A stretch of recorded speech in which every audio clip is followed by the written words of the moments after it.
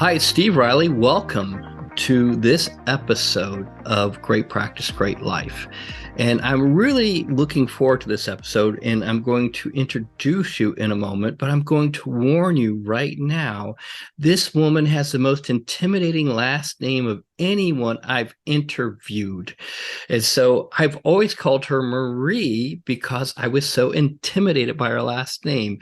So today I have as my guest and friend, Marie Tricarico. Did I? Perfect. Perfect. So I nailed the name. It's a good Irish name, right? It's a good Irish name. It's It is. Tricarico. That's right.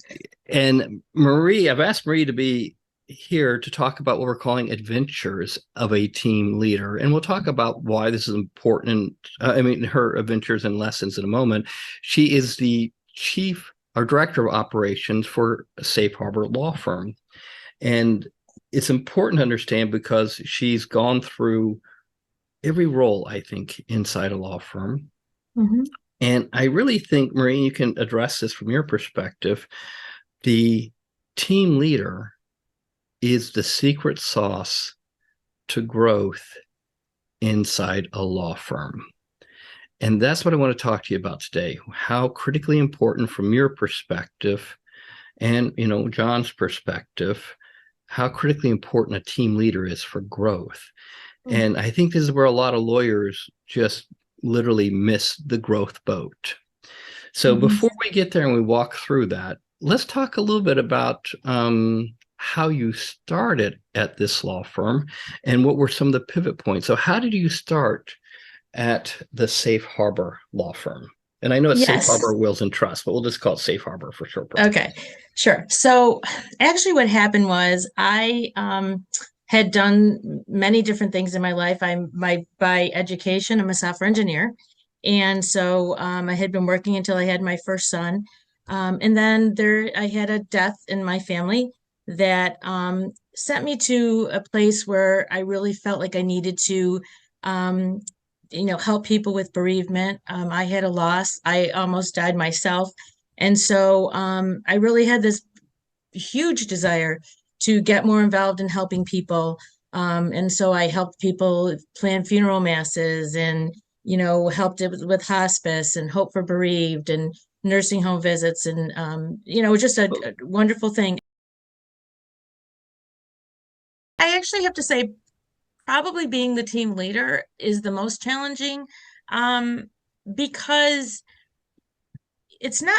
you're leading a team of people who have different abilities.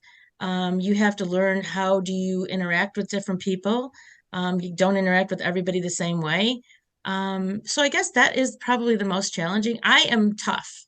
I'm a tough person. I know that when before we hire somebody, when we interview them, I'm like, I'm tough. I expect one of the things that I'm very proud of is that, when I first started working with John, and I think this is true of like many attorneys, he was a jack of all trades, right? He did everything. And so he was just changing his practice to be strictly, estate planning, elder law, so he was, doing everything, traffic tickets and family, all that stuff. And he was switching over. And so I came in at a time when, because of the switching, we still had some clients who were in those other phases of trying to get stuff done. And sometimes I would get phone calls, and honestly, I don't hate to say this, but it was sort of embarrassing because I'm like, they're waiting for a call for him, or they're waiting for some documentation or things that haven't gotten done. And I worked very, very, very hard to make our reputation be better. And so for me, I will not hire somebody. And if somebody starts working for us who I feel like they're not doing what they need to do to keep our reputation where it needs to go, where it is, and to move it along, that's it. Because like to me, I worked hard for that. We've worked hard for that. And so that's a big deal for me. It's a big deal for me to make sure that we're moving in a direction where we are dominating our market and people respect what we do, and we do things on time, and we are attentive to our clients, and we do all that stuff that we need to be doing for our clients. So, that's a big deal for me. to Well, do let's that. talk So about that for a second, because what you sure. did, I mean, one of the things and what you and John have done together, collaborating together, is the mistake that a lot of lawyers make, and this is just from my perspective, is that they try and do too many practice areas. Right. And if you do 5 practice areas, that means you have 5 processes. Mhm. And those are 5 main core processes. So the analogy I would use, if you're running a restaurant, you're making hamburgers, hot dogs, fillets, venison, and pecan pies. But if you just Right. focus on one thing, then you have one process and one menu. And it's easier to hire and build process when you're clear about who you are and what you do and how it works. Hmm. So that's one key thing that you helped him do, is narrow and focus. The other thing that you're doing, and once again, this is the incredible value of a team leader, is that you're setting standards, and you're Hmm. setting your standards of performance for team members, and you're being very clear when they come on. These are customer service standards, these are client service standards, because they Hmm. impact our reputation. And when we started this firm, it was sloppy. Like, it was sloppy. And John hopefully will never hear this podcast, or if he does, he'll be mad.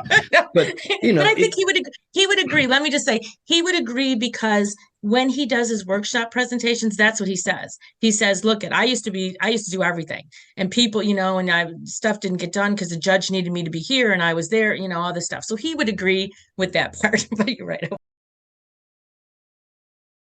and that's one of the core elements that you brought to the firm, is that your high standards. So managing people, and this is one of the elements, I think, of growth, and you'll have to give me your feedback on it, but for as a team leader, and we've talked about this because you've been in programs, and you're also, one of the amazing things about you is you're a adjunct practice advisor for Atticus, which is a Mhm. hell of an achievement. I mean, it's a hell of an achievement, because Yeah. you've gone through a whole year training process to coach other lawyers and coach team leaders and lead programs. And you've actually, led part of the practice growth program. So you've done some, you talked about, of course, process. Mhm. But if you're going to grow a firm, so as you're listening to Marie in this podcast, if you're going to grow a firm, where most lawyers cap out on growth is not on marketing, but on the ability to find, hire, and manage people. And your Mhm. average solo probably stops somewhere between 4 to 6 people, because they only can manage about 4 to 6 people and rainmake and produce revenue, service clients. So they usually cap out around there. And very few lawyers know how to scale up. In scaling up is creating profit centers and departments, Mhm. and creating a management structure. And the management structure includes information management, process management, team management. Mhm. So I knew I said a lot there, but I think that's part of the infrastructure. Does that make sense, that you built? Yes. Yes. Of those 3 things, what was the hardest? Finding and managing people? It's always hard finding people. That's for sure. It's always hard finding people. I will have to say, one of the great things is John has a lot of confidence in me. And I think that's Can't the imagine biggest thing. why. I know. But I think that's the biggest reason why maybe some of the attorneys aren't getting a team leader. They're afraid to, oh, I know the books. I know what our revenue is. I know what our payroll is. I know what our costs are. I knew all that stuff. Um, so sometimes it's hard to find somebody that you as an attorney and an owner are willing to share with somebody else, because you're concerned that that might be an issue, right, with that person. But John is very willing to share that, and we've gone over that stuff quite often. And I'm pulling in the reins. He's like, "Oh, I think we need to go in this direction." I'm like, "Wait a second, now we got to dominate in this area." Or he's like, "Oh, I want to buy a building here," and I'm like, "Well, let's see how much money we have."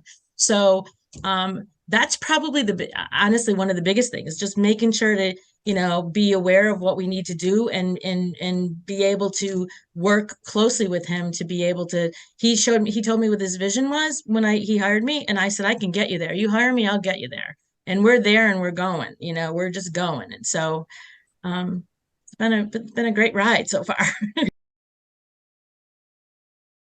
Marie, if you're saying, okay, I'm going to replace myself as team leader, what are the 3 criteria you'd look for in a up and coming team leader? Yeah, first of all, I think it has to be somebody who's very, very organized. I think that's probably very crucial because you're trying to organize, your work, you're trying to organize what's happening in the firm, you're trying to, all that kind of stuff. So I think being somebody who's very organized, somebody who's very passionate. I'm very passionate about the work that we do, and I'm very passionate to see this is not a job. This is not my job. This is not my career. I do this because this is something I truly enjoy. Now, obviously it's great to get paid and I love getting paid and, whatever, but I do this because it's a passion. I have a passion for this. So I think if you find somebody who is, organized, very detail oriented, and who truly has a passion to do what you're doing and is somebody who understands your vision, who you interact very well with. John and I, like you said, we've been together for almost 9 years now, and we know each other pretty well. And sometimes some people say to us, you guys are like an old married couple, whatever. And so we really have to be careful about that too. If there's times when we disagree with each other, and we have to take that behind closed doors. We try very hard not to have that in front of people, in front of our, not in front of our staff. So we talk about that. But I think if you find somebody who's organized, detail oriented, and has a true passion for what a passion for what your business is, and and can see your vision and has that, I think those are great things.